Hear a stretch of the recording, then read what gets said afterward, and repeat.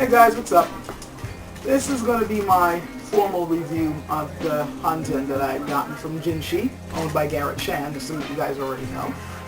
I will try to get to the point with this one. I know I already did a preview which was 3 parts, but this one's just going to be one video where we just get to the nitty gritty. I, talk about the specs and show you guys how well it works.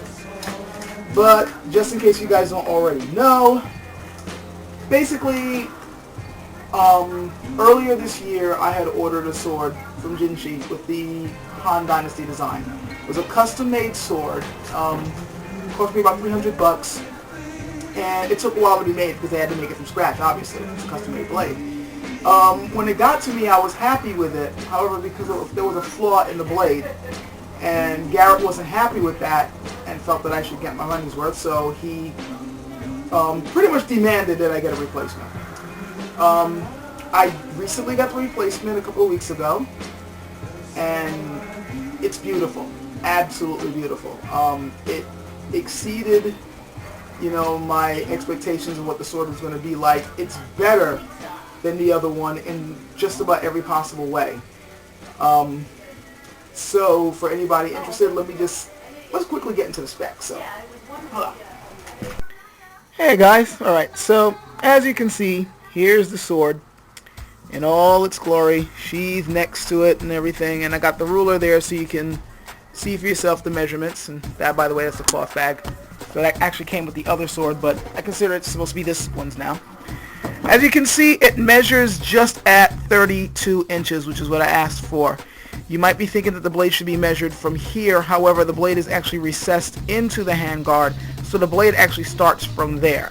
If you decide to get a custom-made Jian where it doesn't get recessed, then yeah, you'll have more of the blade to use, but it only kind of goes in at about 1.5 inches, as you can see here. There's 1 inch, maybe 2 inches. I'd say more like 1 inch. Yeah, actually 1 inch. It goes in. It recesses in about 1 inch. If you look at the profile of the blade, like I said, there's that rapid taper that suddenly happens at about the 1/4 mark,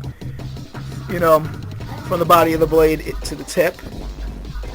The point of balance is right about there, so we're looking at 3, 4, 5, I'd say about 5 to 6 inches from the handguard. I could try to do it right now, but this camera's about to run out of juice, so you're just going to have to bear with me on that one. But yeah, it's pretty much, the point of balance is right there.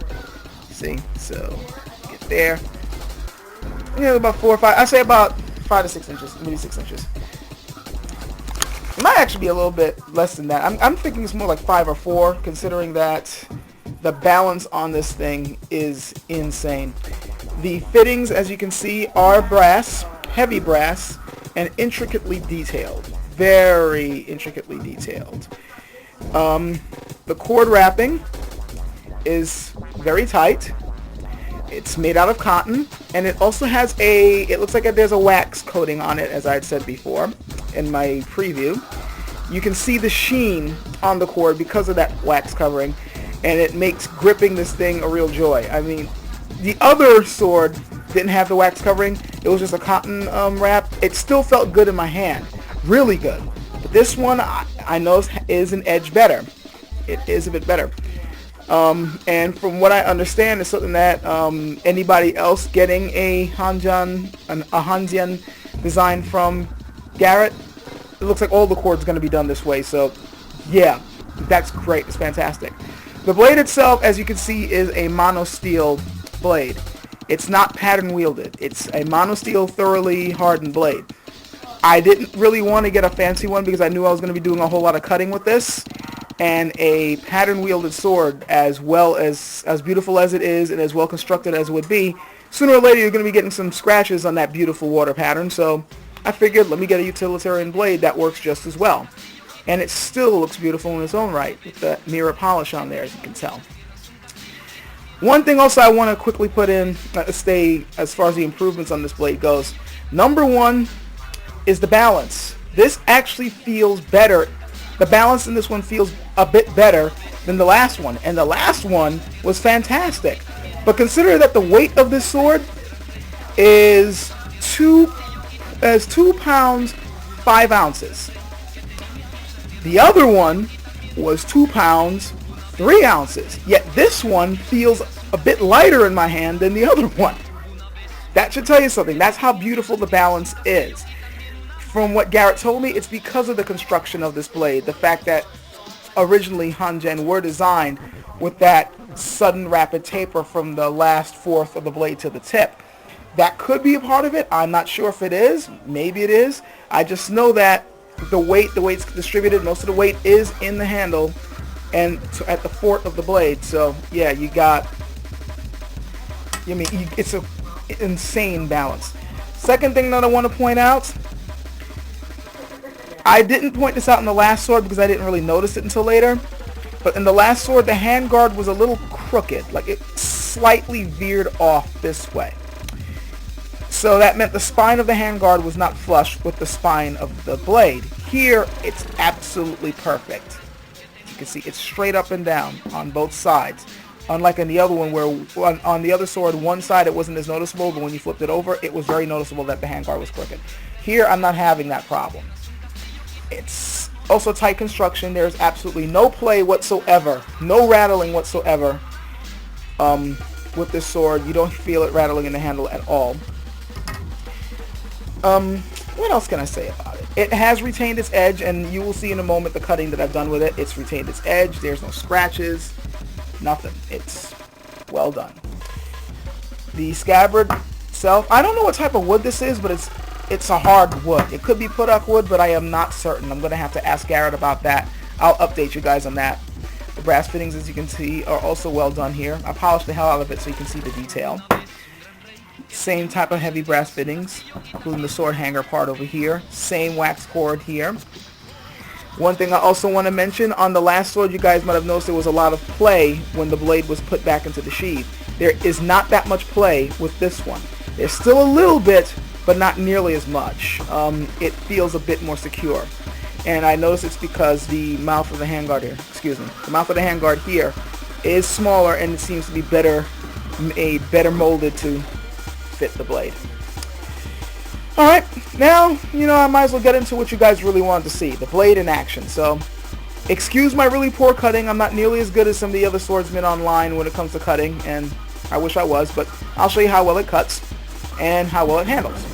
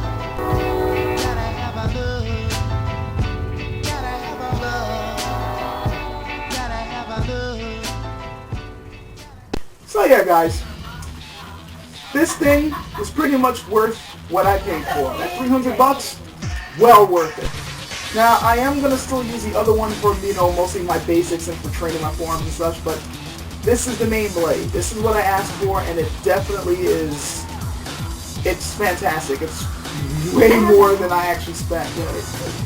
The value, the quality that I got for the money I spent is definitely apparent. It's well constructed. It gets the job done. It has a razor-sharp edge. The blade is well crafted. It handles beautifully. I mean, it's like, seriously, it's like this thing barely, it's like it's nothing in my hand. And that's amazing to me, considering that it actually feels better than the last one. And the last one felt great, but this one, damn. If you guys decide to go with Jin Shi, seriously, you won't go wrong. You could do worse, especially in the Chinese weapons market, which, to be honest, sucks. And considering that his prices are pretty low, and we happen to be in a time of recession where every penny counts, again, you couldn't go wrong with that guy. So, yeah. And I got this dog down here. Try Jin Shi. Try Garrett Chan stuff. It really is worth the price. Catch you guys later.